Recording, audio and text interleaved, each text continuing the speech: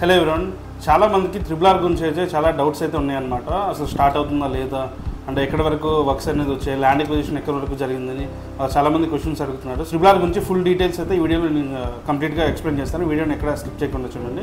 Let's get in to the video. And ఇనిషియల్గా triple ఆర్ని 8 lines అనుకున్నారు, but present అంత traffic ఉన్నది కాబట్టి 4 లైన్ మాత్రం స్టార్ట్ చేస్తామని చెప్తున్నారు. బట్ ఫ్యూచర్ ట్రాఫిక్ని దృష్టిలో పెట్టుకుని 8 లైన్స్ వరకు అయితే ల్యాండ్ ఎక్విజిషన్ అయితే చేస్తున్నారు. అండ్ ట్రిపుల్ ఆర్ని 2 పార్ట్స్గా డివైడ్ చేశారు. ఒకటి వచ్చేసి northern part and southern part. First northern part గురించి మాట్లాడుకుందాం.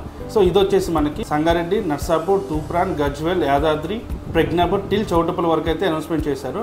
అండ్ దీనికి టోటల్ డిస్టెన్స్ వచ్చేసి మనకి 161.4 కిలోమీటర్స్ అయితే ఉంటుంది. అండ్ దీనికోసం శాంక్షన్ చేసిన బడ్జెట్ వచ్చేసి 7,104 crores. నార్థన్ పార్ట్ వచ్చేసి 3 పెద్ద పెద్ద నదులను కూడా దాటబోతుంది. అండ్ దానిపైన ఆల్రెడీ ఫ్లైఓవర్స్ కూడా నిర్మిస్తామని చెప్పి ఆ బడ్జెట్ కూడా దానికి శాంక్షన్ అయితే చేశారనమాట.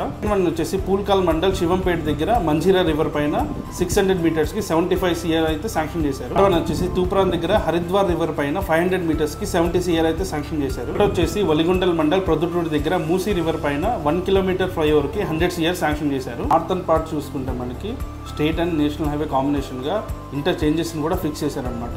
ఆ రూట్ లో మనకి ఒక 2 పెద్ద ఇంటర్చేంజెస్ కూడా రాబోతున్నాయి. ఒకటి వచ్చేసి సంగారెడ్డి దగ్గర గిర్మాపూర్ అండ్ సెకండ్ వన్ వచ్చేసి విజయవాడ హైవే దగ్గర చౌటుప్పల్ దగ్గర అయితే రాబోతున్నాయి అనమాట. ఇంత డీటెయిలింగ్ ఎందుకు చెప్తున్నానంటే already the work is under progress. ఏం వర్క్ జరగట్లేదు అనుకునే వాళ్ళకి ఇంటర్నల్ గా వర్క్స్ అనేవి జరుగుతూనే ఉన్నాయి. And already northern side 90% of the land acquisition కూడా కంప్లీట్ అయిపోయింది. North side triple R works కోసం already NHAI national highway authority of India దగ్గర 2,000 crores డిపాజిట్ కూడా చేశారు. నార్త్ సైడ్ ట్రిపుల్ ఆర్ చూసుకుంటే గజ్వేల్, యాదాద్రి, నర్సాపూర్ లో ఉన్న ఫారెస్ట్ ల్యాండ్స్ పై నుంచి కూడా ఈ ట్రిపుల్ ఆర్ అనేది వెళ్ళబోతుంది. అంటే దీనికోసం 56,000 ట్రీస్ ని కూడా తొలగించాలని ఒక డెసిషన్ కూడా తీసుకున్నారనమాట. దాంట్లో ఒక్కొక్క ఇంటర్చేంజ్ వచ్చేసి మనకి 37.46 హెక్టార్స్ లో అయితే రాబోతుంది. Second part triple R works చూసుకున్నట్టయితే స్టార్టింగ్ వచ్చేసి మనకి చౌటుప్పల్ టు మాల్, అమంగల్, షాద్నగర్, సంగారెడ్డి వరకు అయితే ఇది రాబోతుంది అనమాట.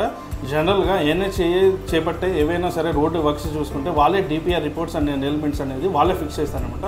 బట్ దీనికి భిన్నంగా స్టేట్ గవర్నమెంట్ వచ్చేసి కొంత ట్రిపుల్ ఆర్ అలైన్మెంట్ అయితే సదర్న్ పార్ట్లో చేంజ్ చేసి DPR రిపోర్ట్స్ అయితే వాళ్ళు ఇచ్చారనమాట. సెంట్రల్ గవర్నమెంట్ వచ్చేసి ఇది మాకు సంబంధం లేదు, ఫస్ట్ ఇచ్చిన DPR రిపోర్ట్స్నే మాకు స్టార్ట్ చేద్దామని చెప్తున్నారు. బట్ స్టేట్ గవర్నమెంట్ చెప్పేది ఫైనల్గా చెప్పేది అంటే మీరైనా వర్క్ స్టార్ట్ చేయండి, లేకపోతే మేమైనా ఫస్ట్ ఇనిషియేట్ తీసుకొని మేము స్టార్ట్ చేస్తామని అయితే చెప్తున్నారు. South side triple R works late అవడానికి కారణం వచ్చేసి it is connecting to the and ఫ్యూచర్లో రాబోతున్న మన 4th సిటీ ఏదైతే ఉందో వాటికి కనెక్ట్ అవుతుంది కాబట్టి దీన్ని ప్రెషియస్గా తీసుకుని అండ్ ల్యాండ్ ప్రైసెస్ కూడా ఇంక్రీజ్ అవడం వల్ల రైతుల దగ్గర నుంచి కూడా కొంచెం ప్రెషర్ అయితే ఉందన్నమాట.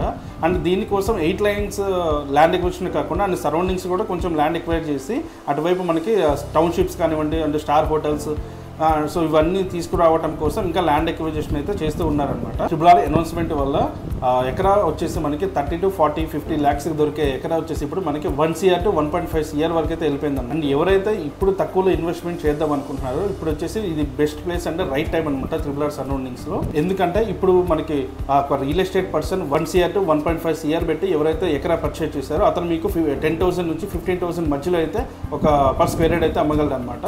సో ఇదే ట్రిపుల్ ఆర్ వర్క్స్ అనేది ఒకవేళ స్టార్ట్ అయితే మాత్రం 1 CR ఉన్న ఎకరా కాస్త 3 CR వరకు అయితే వెళ్ళిపోతుంది అనమాట. అండ్ 3 CR ఒకవేళ ఎకరా కాస్ట్ అయిందంటే మాత్రం అప్పుడు ఎంత ప్రైజెస్ హైక్ అవుతాయో ఈ ఇమాజినేషన్కి వదిలేస్తున్నాను అనమాట. ఇదైతే రైట్ టైం అండి ఎవరైతే పర్చేజ్ చేద్దాం అనుకుంటున్నారో. చాలా మంది మార్కెట్ డౌన్ ఉంది కదా, ఇప్పుడు ఎందుకు మనం కొంచెం ఇంకా టైం తీసుకుందామని చెప్పి ఆలోచిస్తూ ఉంటారు. ప్రెసెంట్ ఇది బయర్స్ మార్కెట్ అండి. ప్రైజెస్ అన్ని కూడా హోల్డ్లో ఉన్నాయండి, స్టాగ్నేట్ ఉన్నాయి, ఏ ప్రైజెస్ కూడా తగ్గవు, హోల్డ్లోనే ఉంటాయి అనమాట. ఈ టైంలో మీరు పర్చేజ్ చేసుకుంటే సో నెక్స్ట్ మనకి మంచి రిటర్న్స్ అయితే వస్తాయి అనమాట. అప్పుడప్పుడు జరుగుతూనే ఉంటుందండి. ఫస్ట్ మనం స్టేట్ డివైడ్ అయినప్పుడు చూసుకుంటే ఆల్రెడీ అప్పుడు రియల్ ఎస్టేట్ అనేది చాలా డౌన్ అయిపోయింది. అండ్ తర్వాత మనకి BRS గవర్నమెంట్ వచ్చినప్పుడు సో ఎలా మార్కెట్ అనేది ఇంక్రీజ్ అయిందో ఆల్రెడీ మీరు చూసారు. అండ్ తర్వాత నెక్స్ట్ టైం మనకి కోవిడ్ వచ్చింది అనమాట. కోవిడ్ వచ్చినప్పుడు కూడా మార్కెట్ అనేది చాలా డౌన్ అయిపోయింది. అండ్ నెక్స్ట్ కోవిడ్ అయిపోయిన వెంటనే చాలా మంది ఆ టైంలో ఇన్వెస్ట్ చేసిన వాళ్ళకి రిటర్న్స్ అనేవి స్కై రాకెటెడ్గా వెళ్ళిపోయారనమాట. అండ్ ఇప్పుడు కూడా మనకి గవర్నమెంట్ చేంజ్ అయింది కాబట్టి కొంచెం స్టాగ్నేట్గా అయితే ఉంటుందన్నమాట. అండ్ తర్వాత ఒక 2-3 years తర్వాత మనకి డెఫినెట్గా ప్రైజెస్ అయితే ఇంక్రీజ్ అవుతాయి. సో ఇది వచ్చేసి మనకి బయర్స్ మార్కెట్. ఇప్పుడు ఎవరైతే ఇన్వెస్ట్ చేసుకుంటారో తర్వాత మంచి రిటర్న్స్ అయితే చూస్తారు. చాలా మంది ఇక్కడ ఒక చిన్న మిస్టేక్ అయితే చేస్తారు. సో తక్కువ క్వశ్చన్ అని చెప్పేసి లీగల్ డాక్యుమెంట్స్ ఏం లేకపోయినా సరే అండ్ కంపెనీ వెబ్సైట్లు ఏం చూడకుండా రివ్యూస్ ఏం చదవకుండా డైరెక్ట్ తక్కువ క్వశ్చన్ అని చెప్పి వెళ్ళిపోతారనమాట. సో అక్కడ పర్చేజ్ చేసిన తర్వాత మెయింటెనెన్స్ ఉండదు, ఏముండదు. అంటే అట్లా వదిలేసి వెళ్ళిపోవడం వల్ల మీకు రీసేల్ వాల్యూ ఉండదు. అండ్ తర్వాత మేము సేల్ చేద్దాం అనుకున్నా మన ప్లాట్ ఎక్కడ ఉందో కనపడదు అనమాట. సో బెటర్ మీరు ఫస్ట్ ఇన్వెస్ట్ చేసే ముందులే 1-2 సార్లు చెక్ చేయండి. అండ్ కంపెనీ వెబ్సైట్ చూడండి, legal documents main legal documents అయితే చెక్ చేయండి. అండ్ ఆ కంపెనీ ప్రీవియస్ ప్రాజెక్ట్స్ ఎలా ఉన్నాయో చూడండి. అండ్ దీంట్లో ఎమ్యూనిటీస్ ఇస్తున్నారా లేదా, అంటే ఎమ్యూనిటీస్ని మనకి మెయింటెనెన్స్ అనేది చేస్తున్నారా లేదని 1-2 సార్లు అయితే చెక్ చేయండి. మన తమ్ముడు కొన్నారు, మా అన్నయ్య కొన్నారు, మా బాబాయ్ చెప్పారని చెప్పి ఎవరైతే ఇన్వెస్ట్ చేయొద్దు, 1-2 సార్లు మీరే వెళ్ళి ఒకసారి అక్కడ చూసి ఇన్వెస్ట్ చేయడానికి అయితే ట్రై చేయండి. అండ్ ఫైనల్గా నేను చెప్పేది ఏంటంటే, ఇప్పుడు మీరు తీసుకుంటున్న డెసిషనే మన రేపు పిల్లల భవిష్యత్తు మీద ఆధారపడి ఉంటుంది. మేమున్నది కూడా మీకు ఎడ్యుకేట్ చేయడానికే. So better to contact us. మీకు ఇంకా మంచి ప్రాజెక్ట్స్ అయితే మేము సజెస్ట్ చేస్తాము. ఈ వీడియో మీకు యూస్ఫుల్ అనిపిస్తే మీ ఫ్రెండ్స్ అండ్ ఫ్యామిలీకి అయితే షేర్ చేయండి. Thank you for watching.